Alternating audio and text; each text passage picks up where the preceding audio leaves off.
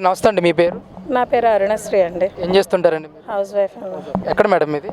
మాది వంటవనండి, గోలపల్లం విజయవాడ.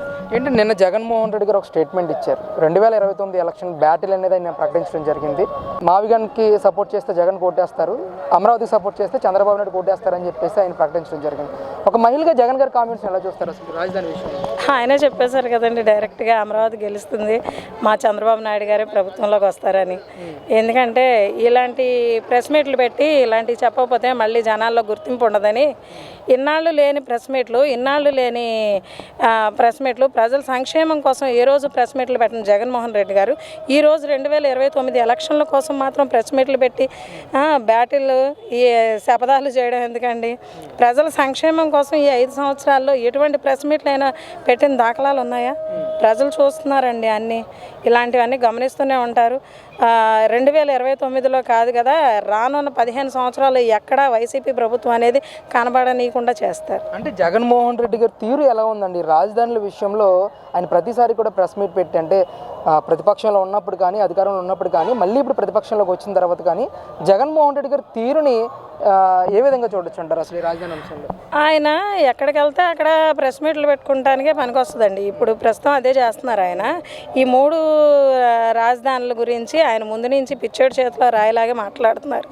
ఎక్కడికి వెళ్తే అక్కడ ప్రెస్ మీట్లు పెట్టి ఇప్పుడు ఆయన ఎక్కువ పర్యటనలు చేస్తూ ఉంటారు, ఎక్కువ ప్రజలకు అందుబాటులో ఉండరు, పర్యటనలో అందుబాటులో ఉంటారు. అందుకే 3 రాజధానులు పెట్టి ఎక్కడ ఉంటే అక్కడ ఏ పర్యటనలో ఉంటే అక్కడ ప్రెస్ మీట్లు పెట్టుకుంటే సరిపోద్దని చెప్పి ఆ రాజధానుల విషయం కూడా 3 రాజధానులు చెప్తున్నారండి. 19 ఎలక్షన్ చూస్తే 3 రాజధానులు అని చెప్పేసి ప్రకటించడం కానీ, 2024లో కూడా 3 రాజధానుల కాన్సెప్ట్తోనే ఎలక్షన్కి వచ్చారు.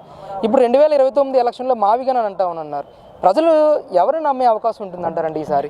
ప్రజలు తెలియక ఆ రోజున ఓట్ చేశారండి. ఇలాంటి మోసపూరితమైన మాటలు మాట్లాడినందుకే ప్రజలు ఓట్ చేశారు. అప్పుడు కూడా అభివృద్ధి ఎవరు చేస్తారనేది ప్రజలకు కూడా తెలుసు, కానీ తెలియక ఆ రోజున ఈ పిచ్చివాడిని నమ్మి ఏదో ఓట్ చేశారు. ఆ ఒక్క అవకాశం, ఒకే ఛాన్స్ అన్నారు కాబట్టి ఒక ఛాన్స్కి పరిమితం చేశారు. సరే, 2029లో మనం అమరావతి మావిగన అని క్వశ్చన్ చేస్తున్నారు. ఈ 2029 దాకా వెళ్ళారు. గత 5 సంవత్సరాల్లో మీరేం చేశారు? నవరత్నాలు అన్నారు, ఏ రత్నం వచ్చింది? ఏదో అమ్మఒడి అని చెప్పారు. అమ్మఒడి అని చెప్పి 1 సంవత్సరం వేశారు, 2వ సంవత్సరంలో లేట్ చేశారు, ఇంకో సంవత్సరం ఒకరికి పరిమితం చేశారు. అలా చూసుకుంటే మద్యపాన నిషేధం అన్నారు. మద్యపాన నిషేధం ఆపకుండా కనీసం మద్యపాన నిషేధానికి ప్రయత్నం చేయలేదు.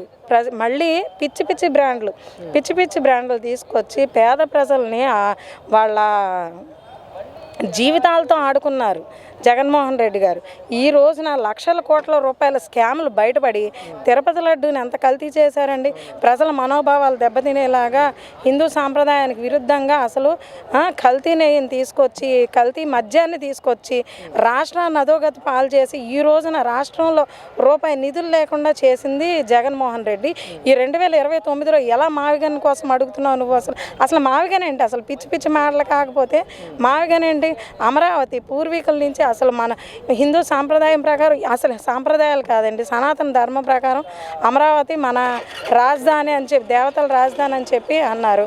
అటువంటి రాజధానిని మనం డెవలప్ చేసుకుందామంటే దానికి సంక్షేమానికి, అభివృద్ధికి దోహదపడకుండా ఈయన ఇలాంటి విరుద్ధమైన ప్రలాపనలు పేలుస్తున్నాడు. అమరావతి గురించి మాట్లాడే హక్కు ఈయనకి లేదు.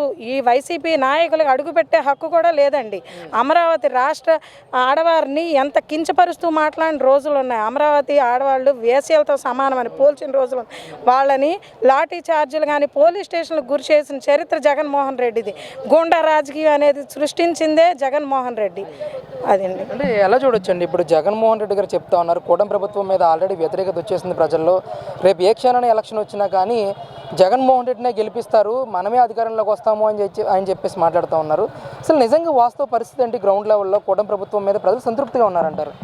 సంతృప్తిగా ఉన్నారా లేదని మన ప్రజల నుంచే తెలుస్తుందండి. స్టార్టింగ్ ఆయన రావడంతోనే వృద్ధ మహిళలకి, పేద ప్రజలకి, వితంతు మహిళలకి, వికలాంగులకి పెన్షన్ పెంచిన తీరే ఆయన అభివృద్ధికే కానీ ప్రజల సంక్షేమం కోసం ఆలోచిస్తున్నారనేది కానీ ఆయన ఫస్ట్ ప్రతిపాదన అదేనండి.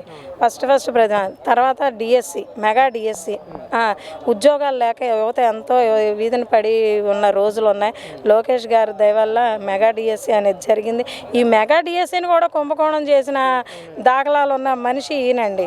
ప్రజలు లబ్ధి పొందిన ప్రజల నుంచి మనకు తెలుస్తుంది. అలాగే పిల్లల విద్యలో అసలు లాస్ట్ గవర్నమెంట్లో ఐటీ ఆ గుడ్డు మినిస్టరు ఏం చేశాడండి?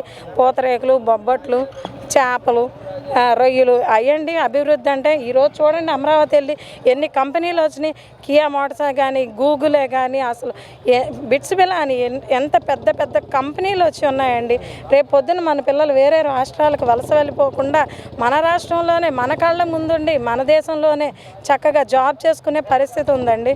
ఇలాంటి అభివృద్ధిని కళ్ళు మూసుకొని ఇంకా జగన్ మాటలు నమ్మే పరిస్థితులు ఎవ్వరు లేరండి.